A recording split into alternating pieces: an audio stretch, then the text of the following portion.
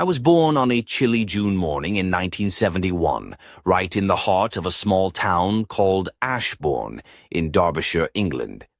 My mum, Mary, was a striking model and nutritionist from Canada, always impeccably dressed in silk blouses and pencil skirts, her sharp green eyes framed by delicate gold-rimmed glasses. Dad, Eric, was an electromechanical engineer with a taste for adventure. He flew small planes and loved sailing the nearby Lake District waters. Their divorce when I was 10 hit me hard, but it also marked the beginning of something new, my obsession with computers. It all started with an old ZX Spectrum, a bulky little machine with rubber keys and a screen that glowed with rainbow stripes when it booted up. My dad left it behind when he moved out, and I quickly taught myself to code, spending hours typing lines of BASIC, making little pixelated games.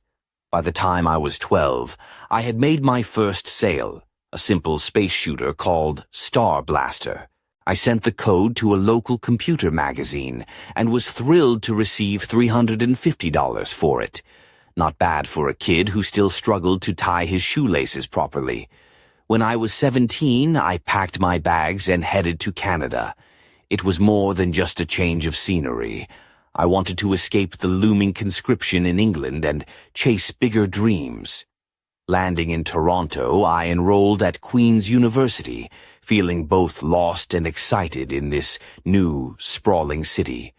The cold was biting, but it was nothing compared to the fire lit in me by the buzzing tech scene around me. I later transferred to the University of Pennsylvania, where I studied economics and physics, burning the midnight oil between lectures and late-night pizza runs. My roommates would joke that I was part mad scientist, part business tycoon in training. And maybe they weren't far off. After graduation, my brother Kevin and I started a small company called City Guide, creating digital maps and guides for newspapers trying to find their footing online. It was rough at first. Imagine two 20-somethings coding in a cramped flat above a greasy fish and chip shop in Leeds. But we were determined. Our efforts paid off when a major tech firm bought our company for over $200 million. I walked away with a decent chunk, enough to dream bigger. Soon after, I co-founded a financial services company called PayLink with a few friends from Silicon Valley. The idea was simple: make sending money as easy as sending an email. Our software was so secure, even my mum could use it without calling me every 5 minutes for help. The company took off, eventually merging with a rival to become one of the biggest online payment platforms in the world. On the home front, I married Jane, a Canadian author with a sharp wit and a penchant for vintage dresses that hugged her figure just right, paired with classic pumps that clicked confidently on any floor. We had 6 children together, though we faced heartbreak when our first son, Oliver, passed away as an infant. It was the darkest time, but it also strengthened my resolve to make the world a better place for them. In 2002, I took a huge leap, founding Starbound Technologies with nearly $80 million of my own savings. Our goal? To build affordable spacecraft and eventually colonize Mars. A lofty ambition, but hey, if you're going to dream, dream big, right? Space exploration wasn't just a business venture. It was a calling. By 2006, I was also helping kickstart SolarBright, a company focused on making solar energy accessible and affordable. It was a family affair, co-founded by my cousins Liam and Peter, who shared my passion for sustainable energy. I threw myself into every meeting, sometimes showing up in a rumpled suit, other times in jeans and a hoodie, whatever got the job done. Starbound's crowning glory came in 2012, when our Dragon spacecraft successfully docked with the International Space Station. The first commercial company to do so, we made history. I remember watching the live feed in my office, heart pounding, wondering if all those late nights were finally paying off. Tesla Motors, a fledgling electric car company started by 2 engineers, caught my eye in 2004. I invested heavily, and helped design their first sleek roadster, a car that looked like it belonged both on a racetrack and a red carpet. The smooth curves, the subtle roar of electric motors replacing the old combustion growl, it was the future on four wheels. By 2014, Tesla unveiled its autopilot system, technology so advanced it could steer, brake, and adjust speed without human input. I joked that soon drivers could nap while their cars did the work, though I'm not sure the public was quite ready for that level of trust just yet. Neuralink, a startup I co-founded in 2016, aimed to connect human brains to computers, a step toward merging man and machine. Sounds like sci-fi, I know, but we're closer than most people think. That same year, Starbound made history again, successfully landing a Falcon 9 rocket on a drone ship in the middle of the Atlantic. It was a game-changer for space travel, slashing costs and opening new possibilities. By 2021, I was officially the richest man in the world, worth nearly $140 billion, more than enough to buy every fish and chip shop in England twice over. Yet my sights remained fixed beyond Earth. Looking ahead to 2025, Starbound aims to land the first humans on Mars, beginning a project that could lead to colonization within a century. I've joked to friends that I'd like to die there, but definitely not on impact. There's a whole universe out there, and I'm just getting started. But late one night, as I was reviewing plans for the Mars mission, an encrypted message popped up on my screen, one that wasn't from any of my team. The screen flickered, then went black. And that's when I realized there's more at stake here than just rockets and robots. Someone, was watching, waiting. The real journey was about to begin. Moving to Canada at 17 felt like stepping into a whole new world, a place where the streets buzzed with possibility, and the air smelled of fresh pine and ambition. Toronto was a sprawling city, its skyline dotted with glass towers that gleamed under the summer sun. I remember dragging my suitcase through Union Station, the echoes of hurried footsteps and rolling luggage blending into a symphony of new beginnings. At Queen's University, nestled in the historic town of Kingston, I found myself both overwhelmed and exhilarated.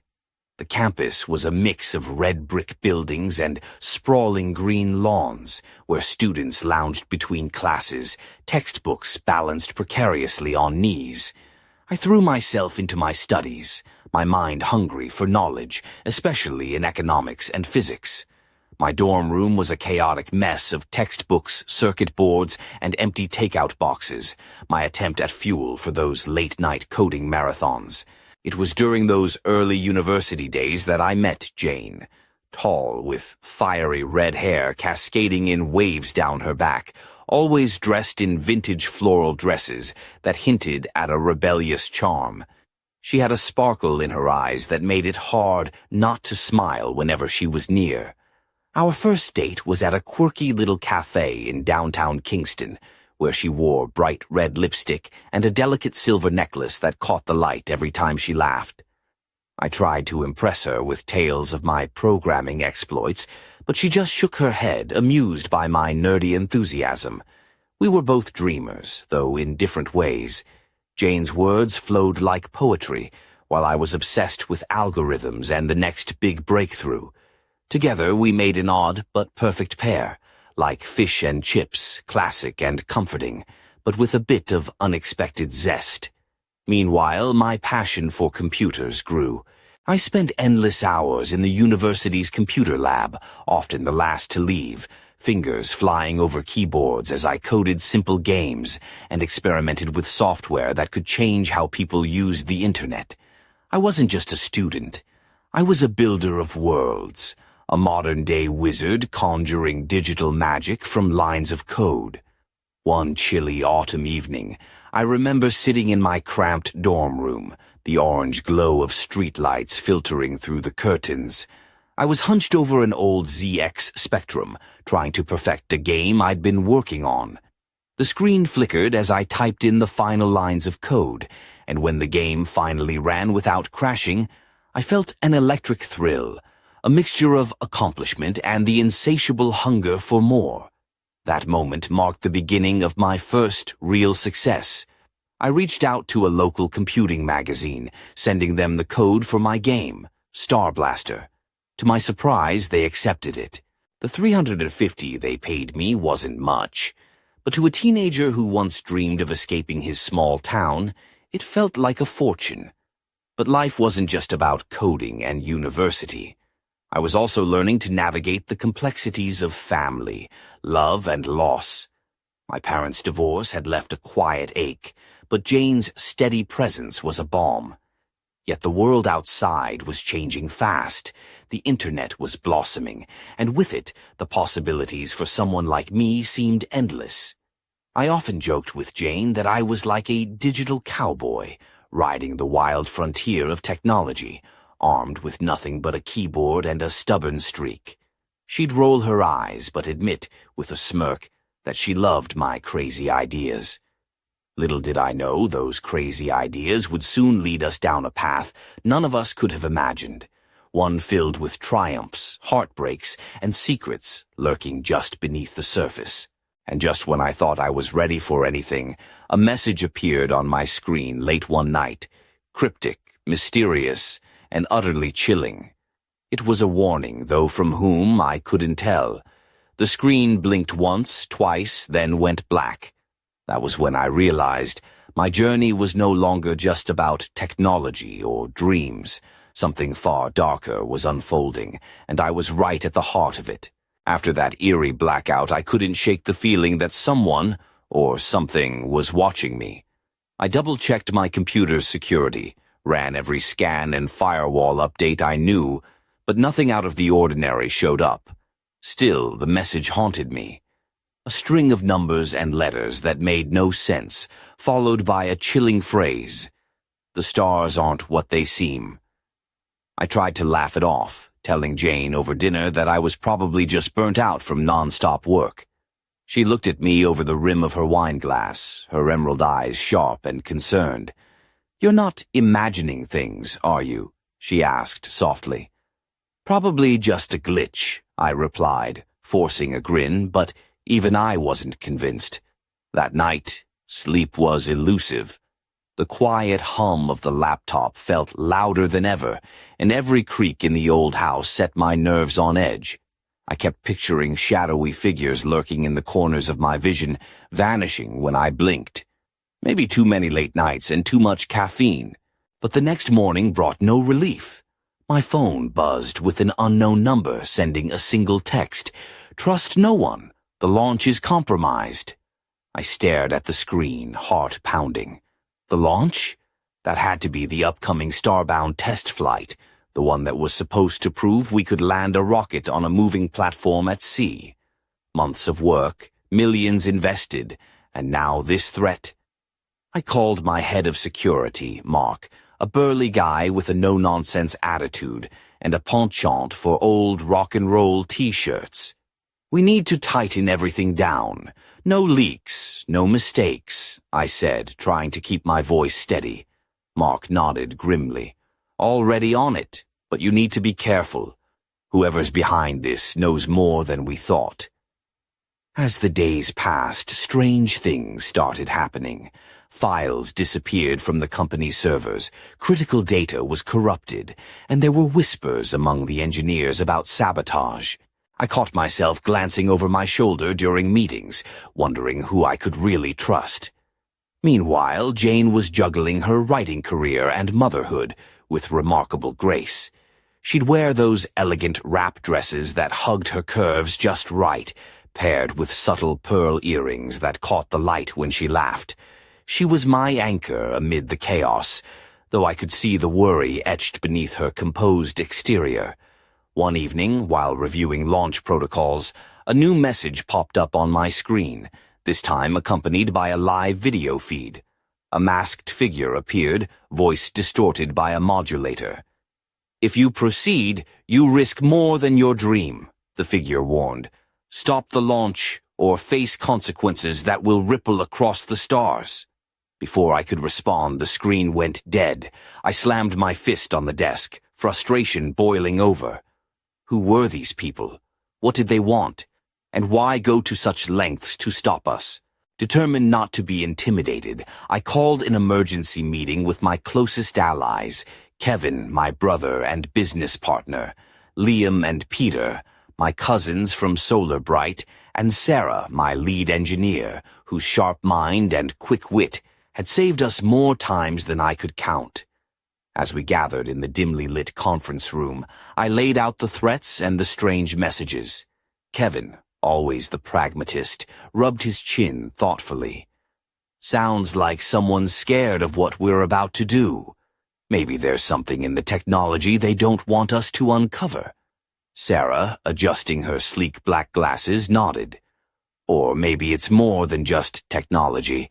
Maybe it's about control. Liam, ever the optimist, cracked a joke to lighten the mood. Well, if we're dealing with space pirates, I hope they at least bring snacks. A brief laugh filled the room, but the tension remained thick. As the launch date loomed closer, I realized this was no longer just a business challenge. It was a battle for the future. And somewhere in the shadows, the real enemy was waiting to make their move. But what exactly were they hiding? And how far were they willing to go? The countdown had begun, but the greatest mystery was yet to unravel. The morning of the launch was nothing short of electric. The air at the coastal spaceport near Plymouth was crisp, with a salty breeze carrying the scent of the sea.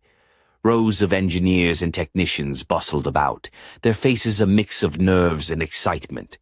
I stood near the control center, watching as the Falcon 9 rocket gleamed under the overcast sky, its sleek metallic body reflecting the muted daylight like a silver spear aimed at the heavens. Jane was there too, looking stunning in a deep navy-wrapped dress that hugged her slender frame, her auburn hair pulled back into a loose chignon, strands softly framing her porcelain face. Her delicate gold bracelet caught the light every time she gestured, and the subtle scent of jasmine followed her like a warm whisper. She leaned into me, whispering a quiet, "You've got this," before stepping back to watch the proceedings. The tension was palpable. I ran through the checklist one last time, fingers trembling slightly despite years of experience. The sabotage had made us paranoid. Every system was triple-checked, every line of code scrutinized. Still, the unknown threat lingered like a shadow over the launch. As the countdown began, I felt my heart pound in rhythm with the ticking numbers. 10, 9, 8. The engines roared to life, a deep, thunderous growl vibrating through the ground beneath us. 7, 6, 5. The massive rocket trembled, ready to break free from Earth's grip. Suddenly, the control room screens flickered. A surge of static filled the airwaves, followed by a chilling voice that crackled over the comms. "Abort mission. You don't understand what's at stake." I froze, eyes locked on the feed, searching for the source.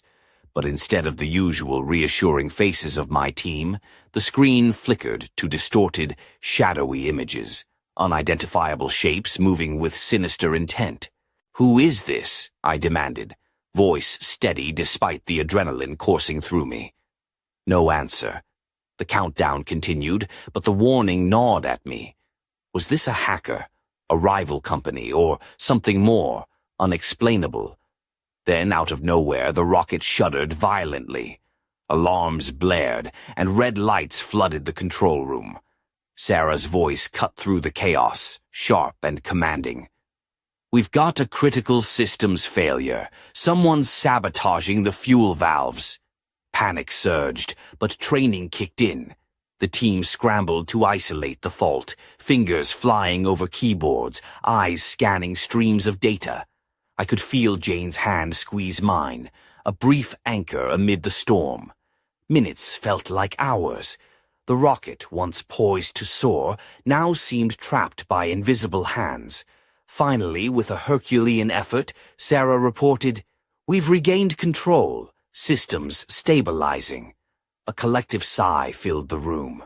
The launch resumed, the countdown resuming at 4, 3, 2, 1. The rocket roared upward, piercing through the clouds, leaving trails of fire and hope behind. For a moment, triumph swelled in my chest. We had beaten the sabotage, but as the Falcon 9 soared toward the stars, a new message flashed on my phone.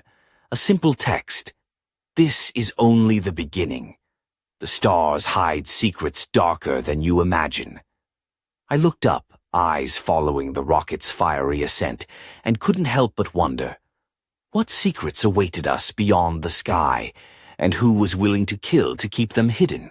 The game had changed, and I was playing for keeps. The days after the launch were a whirlwind of media frenzy and boardroom battles. Headlines hailed our success, how Starbound Technologies had pulled off the impossible, landing a rocket on a floating platform miles from shore. But behind the scenes, the tension was far from over. Jane and I tried to steal moments of normalcy. She'd slip into soft cashmere sweaters and skinny jeans, her hair tied in a casual ponytail, the faint scent of vanilla lingering as she brewed coffee in the kitchen. Our children's laughter echoed in the background, a comforting soundtrack amid the storm. Yet, even in those quiet moments, my mind raced with unanswered questions. One morning, a package arrived at our doorstep. No return address, just my name scrawled in hurried handwriting. Inside was a small, unmarked USB drive and a note. For your eyes only. Trust no one. I plugged the drive into my laptop, heart pounding. The files contained encrypted blueprints, designs eerily similar to Starbound's technology, but with modifications I'd never authorized. There were also logs of intercepted communications, fragments of conversations about Project Eclipse and warnings about the veil between worlds. I called Kevin immediately, his voice steady on the phone despite the gravity of the situation. "This isn't just corporate espionage," he said. "Someone's playing a deeper game. We need to find out who before it's too late." Determined to uncover the truth, I reached out to an old friend, Oliver, a former intelligence officer turned cybersecurity expert. Oliver was the kind of guy who wore tailored suits but had a habit of cracking terrible puns mid-investigation. "Don't worry, mate," he said over a cup of strong black coffee in his cluttered London flat. "I'll dig through the digital muck and see what crawls out." Days turned into nights as Oliver hunted through the shadows of the dark web, tracing IP addresses and decoding encrypted messages. Meanwhile, I kept juggling meetings, press conferences, and family dinners where Jane would gently remind me to slow down, her eyes soft but resolute. One evening, Oliver sent me a secure link.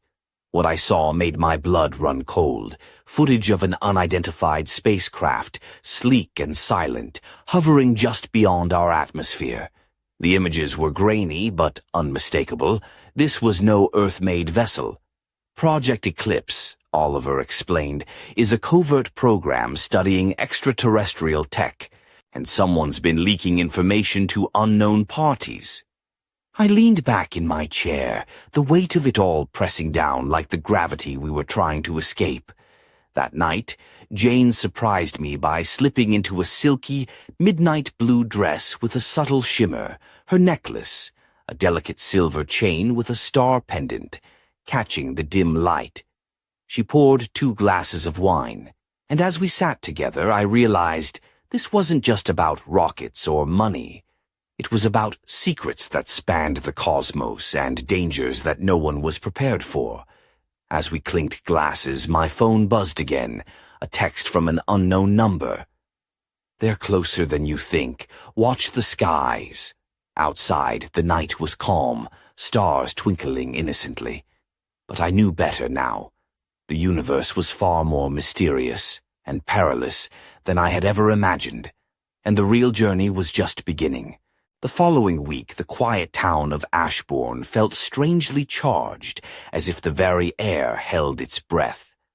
I found myself back at my childhood home, a modest brick house with ivy creeping along the walls, searching for answers among old files and forgotten memories. The creak of wooden floorboards beneath my boots echoed in the dim hallway, a reminder of simpler times that now seemed galaxies away. Jane accompanied me, her presence steady and reassuring. She wore a tailored trench coat over a sleek black dress, the ensemble accentuating her poised confidence. Her heels clicked softly as she moved, a subtle rhythm that contrasted with the heavy silence surrounding us. In the attic, amidst dusty boxes and faded photographs, I uncovered a journal belonging to my father, Eric. The handwriting was meticulous, every page filled with notes about his work as an electromechanical engineer, but also cryptic references to hidden technologies and unknown phenomena encountered during his voyages as a sailor and pilot. One entry caught my eye. The stars hold more than light and distance. There are forces beyond comprehension, and I fear what humanity might awaken. My pulse quickened. Was this connected to the warnings we'd received? Had Dad stumbled upon secrets that someone wanted buried? Jane traced her finger along the page, her eyes narrowing thoughtfully. Maybe your family's involvement runs deeper than you realized. That night, back in our London flat, I couldn't shake the feeling that we were being watched. Shadows seemed to dance just beyond the curtains, and the faint hum of distant engines stirred unease. I double-checked the security system, but everything appeared normal. Then, as I reviewed the journal again, a soft chime signaled an incoming message on my encrypted channel. The sender was anonymous, but the words were clear. Trust no one. The past holds the key to the future. Find the truth before it finds you. Suddenly, the lights flickered. The room plunged into darkness for a heartbeat before emergency backups kicked in. My heart thudded as I scanned the windows, half expecting to see a figure lurking in the shadows. Jane reached out, her hand warm and steady. "We're in this together," she said softly. Determined, I began piecing together my father's notes with the encrypted data Oliver had uncovered. Patterns emerged, references to energy sources, propulsion methods that defied known physics, and warnings about those who would kill to control such power. Meanwhile, at Starbound headquarters, tensions simmered. Some board members grew restless, questioning the escalating risks and the shadows creeping into our operations. Kevin urged caution, but I was resolute. This was bigger than business. It was about survival. One evening, Sarah pulled me aside, her voice low and urgent. "There's someone inside the company feeding information. We don't know who, but they're connected to these threats." Betrayal stung sharper than any technical failure. I realized the enemy was not just out there, in the cold void of space or hidden networks, but within our own walls. As I stared out at the London skyline twinkling with a million lights, a question gnawed at me. How far would I go to protect the future? And what price would I pay for the secrets buried in the stars? The answers were out there, waiting in the darkness, and I was ready to face them. No matter the cost. The tension inside Starbound was thick enough to cut with a knife. Meetings that once buzzed with excitement now felt like interrogations, eyes darting suspiciously, whispers echoing down sterile corridors. I couldn't shake the feeling that the walls had ears, and maybe even eyes. One afternoon, as rain lashed against the tall glass windows of our headquarters in Bristol, Sarah approached me with a grim expression. She was dressed in a sharp charcoal blazer, her dark hair pulled back into a sleek ponytail that revealed the intense focus in her stormy gray eyes. "We traced the data leaks," she said quietly, "and we've narrowed it down to someone on the engineering team." My stomach twisted. Betrayal was the last thing I needed, not when we were so close to the next big milestone. The prototype for our Mars lander. Determined to root out the mole, I organized a discreet internal audit, working closely with Oliver, who flew in from London, lugging his laptop bag stuffed with gadgets and cables. Oliver's sharp wit was a welcome respite from the grim atmosphere. "Don't worry," he joked, I'll catch this digital rat faster than you can say launch sequence. Days of covert surveillance and data analysis followed. Then, late one night, Oliver called me with a breakthrough. "Got him," he said, voice low but triumphant. "His name's Daniel Reed. Quiet guy, engineer, keeps to himself. But his activity logs? He's been siphoning off sensitive files and communicating with unknown contacts overseas."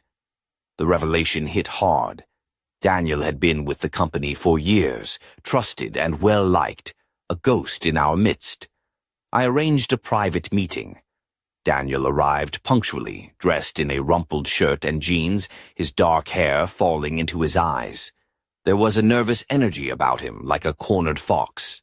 "Why?" I asked bluntly. "Why betray us?" He looked away, voice barely above a whisper.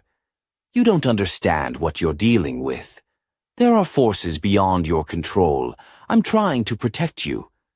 "Protect us?" I echoed, incredulous. "By sabotaging everything?" Before he could answer, the room's lights flickered and an alarm blared. Security breached the door, surrounding Daniel. I caught a glimpse of his eyes, fear, desperation, but also something else. Warning. As he was led away, I felt a chill settle over me. If Daniel knew something this dangerous, what else was hidden in the shadows?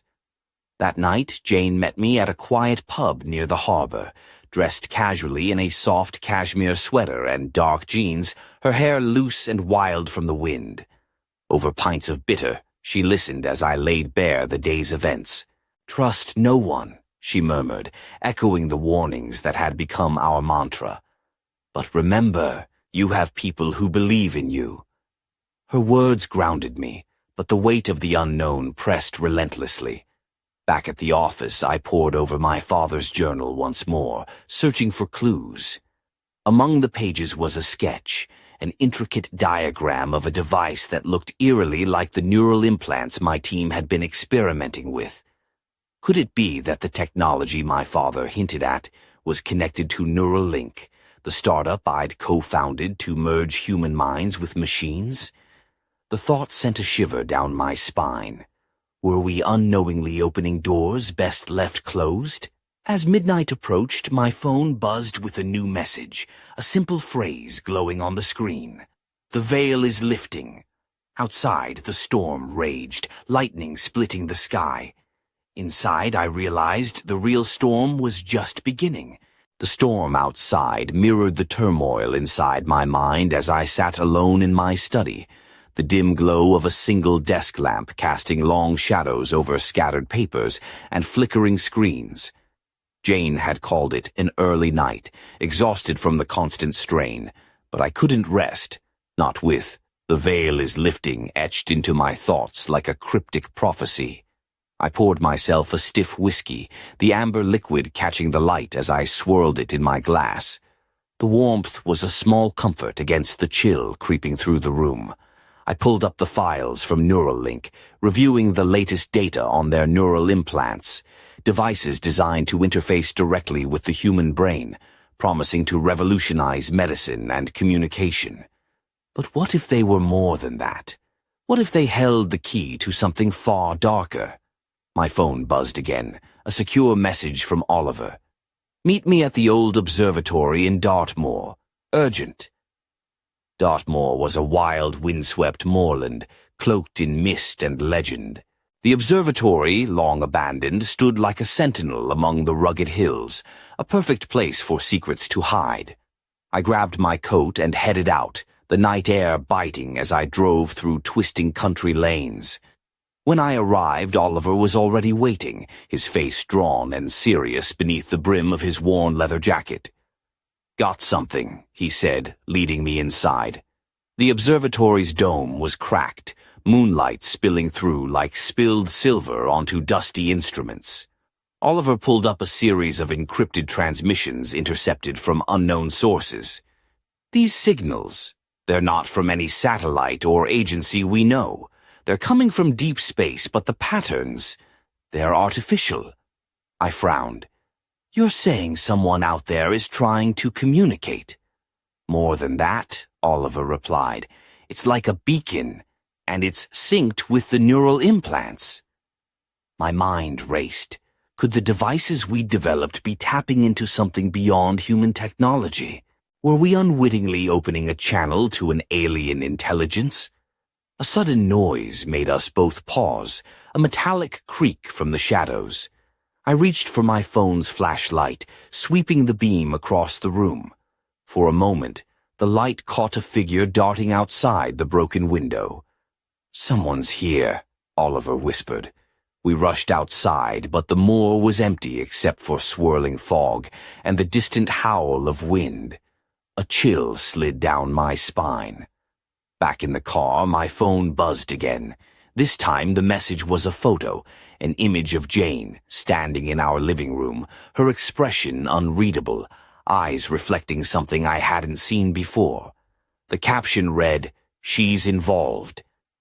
My grip tightened around the steering wheel. Was Jane caught in this web of secrets?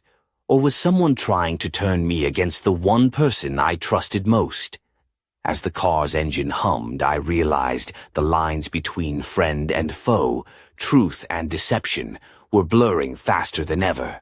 And somewhere, hidden in the stars and shadows, the real puppeteer was watching, waiting for the perfect moment to strike.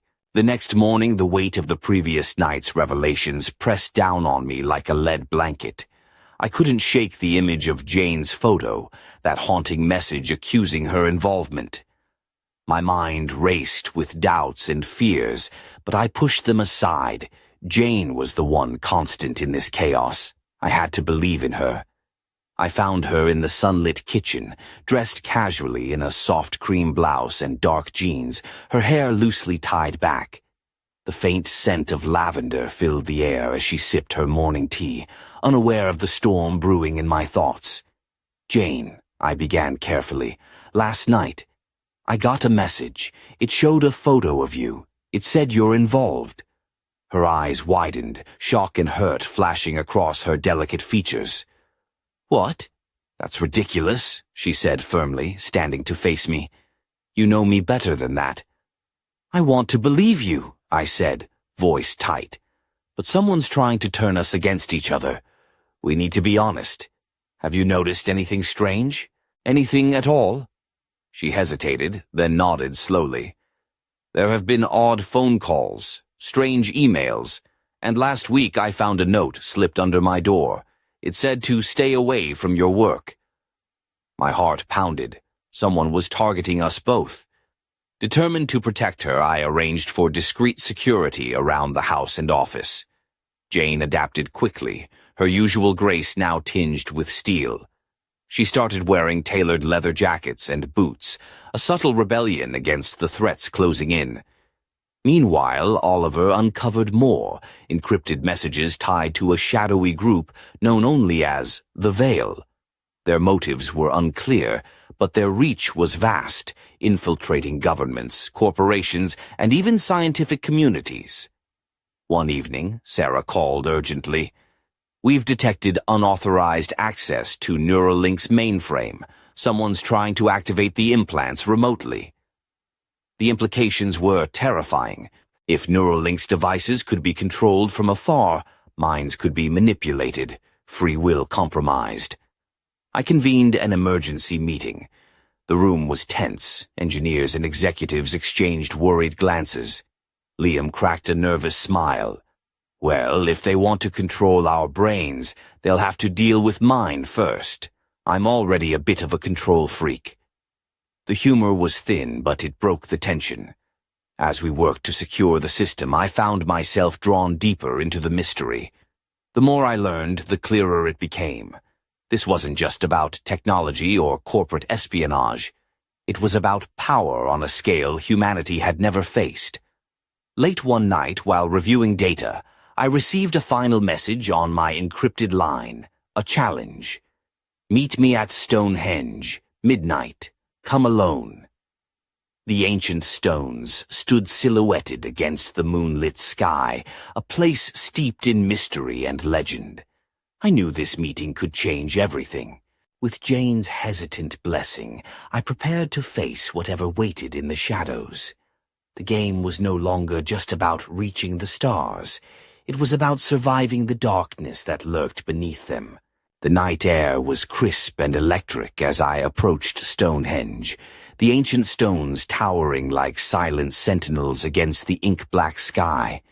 Mist curled around their weathered bases, swirling in ghostly tendrils that seemed to breathe with secrets older than time itself. My footsteps echoed softly on the gravel path, each crunch a reminder that I was stepping into a world where history and mystery collided. I was dressed simply, dark jeans, a fitted leather jacket, sturdy boots, ready for anything. The moonlight caught the silver watch on my wrist, its steady ticking grounding me amid the swirling uncertainty. At the center of the circle stood a lone figure, cloaked and hooded, their face hidden in shadow. The silence between us stretched taut, broken only by the distant howl of wind and the faint rustling of leaves. "Who are you?" I demanded, voice steady despite the adrenaline surging through me. The figure lifted their head slowly, revealing sharp, piercing eyes that seemed to glow with an otherworldly light. "I am the keeper of truths you seek," they said, voice low and resonant. "But knowledge comes at a price." I swallowed hard. "What price?" "A choice," they replied. "To continue your quest means embracing the unknown, danger, betrayal, sacrifice. The secrets hidden in the stars are not meant for all. Some doors, once opened, cannot be closed." I felt the weight of their words settle into my bones. All the warnings, the messages, the betrayals, they led to this moment. "Why me?" I asked. "Why bring me here?" "Because you carry a legacy," the figure said, stepping forward into the moonlight. "Your father's work, your discoveries, they've awakened forces beyond comprehension. The veil fears what you might uncover, but you also hold the key to their undoing." A sudden gust swept through the stones, carrying whispers, voices from the past, echoes of ancient knowledge. I looked down to find a small, intricately carved box at my feet. Opening it revealed a crystalline device pulsing with a soft blue light, the very technology my father had hinted at, the bridge between human and cosmic intelligence. The figure's gaze bore into me. "Will you accept the burden? Will you step beyond the veil and face what lies beyond?" In that moment, the world seemed to hold its breath.